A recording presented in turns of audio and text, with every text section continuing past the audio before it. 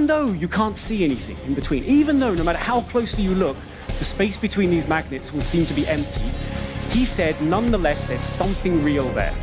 Sama seperti medan magnet, dalam quantum field theory ada yang namanya medan kuantum. Medan kuantum ini tidak bisa kita lihat, tapi mengisi seluruh alam semesta, termasuk tempat kalian berada saat ini. Hal paling gilanya adalah, teori ini mengatakan bahwa anggapan kita selama ini tentang partikel ternyata salah. Yang namanya partikel sebetulnya tidak ada. Do not try and bend the spoon. Instead, only try to realize the truth. What truth? There is no spoon. And you say to yourself, well, but things like this table are made of atoms, and atoms have electrons and so forth in them, and the electrons are particles, right? There are particles in the world. No, there aren't.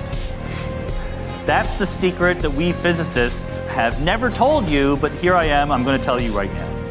Yang namanya partikel sebetulnya hanyalah gelombang dari medan-medan kuantum ini. Gelombang-gelombang inilah yang kita persepsikan sebagai partikel.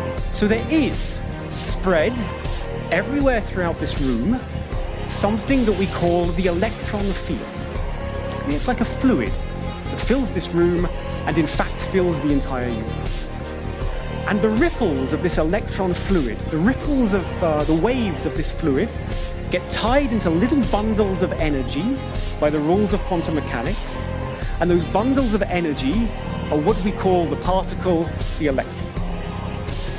Jadi kalau diibaratkan medan kuantum adalah air laut, maka partikel hanyalah ombak yang ditimbulkan dari gelombang air laut tersebut. So the reason you think that there are particles is because there are actually all these fields filling empty space. At every point in space, there's dozens of little vibrating fields in front of you. But quantum mechanics says that when you look at the fields closely enough, they resolve into individual particles. Tapi bagaimanapun, betapapun absurdnya teori ini, menurut para fisikawan, teori inilah yang paling bisa menjelaskan semua fenomena di alam ini dari listrik sampai nuklir. Dan melalui teori ini, para fisikawan berhasil menemukan potongan-potongan dari puzzle alam ini, yang kemudian mereka sebut Standard Model. This is the standard model for particle physics, and this is our understanding of how the universe works. Standard Model bisa dibilang DNA-nya alam semesta. Segala bentuk, rupa, sampai sifat-sifat semua benda di alam ini disebabkan oleh bekerjanya partikel-partikel dalam standar model ini. Nama-namanya memang aneh-aneh, dan kalau dijelaskan satu persatu cukup rumit. Tapi yang pasti, semua partikel ini diprediksi oleh quantum field theory tadi, dan dibuktikan satu persatu melalui eksperimen. Umumnya ditemukan dalam akselerator partikel. It's the greatest theory we've ever come up with. We've given it the most astonishingly rubbish name you've ever heard of. We call it the Standard Model. Tapi ada satu partikel yang paling sulit dibuktikan, yaitu partikel Higgs, yang kita kenal sebagai partikel Tuhan. Partikel ini adalah potongan terakhir yang akan melengkapi puzzle Standard Model. Dan ini adalah partikel paling penting dari semuanya. Mengapa? Karena Higgs boson adalah partikel yang menyebabkan adanya massa. Kalau kalian paham dengan konsep massa, kalian tentu paham bahwa segala sesuatu tidak akan mempunyai wujud tanpa adanya massa.